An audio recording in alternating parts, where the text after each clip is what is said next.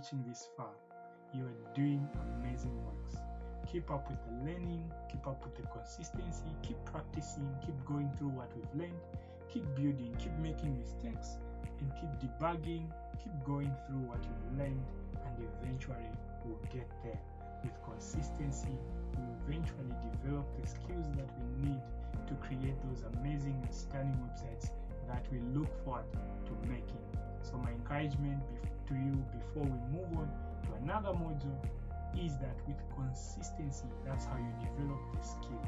It's through daily and deliberate practice that you get to understand, that you get to harness, that you get to develop your HTML skills, as well as other skills that you pick up along the program. So keep up the work, keep learning, keep going through these videos, keep repeating them if you don't understand, keep making mistakes, keep researching, just keep on learning.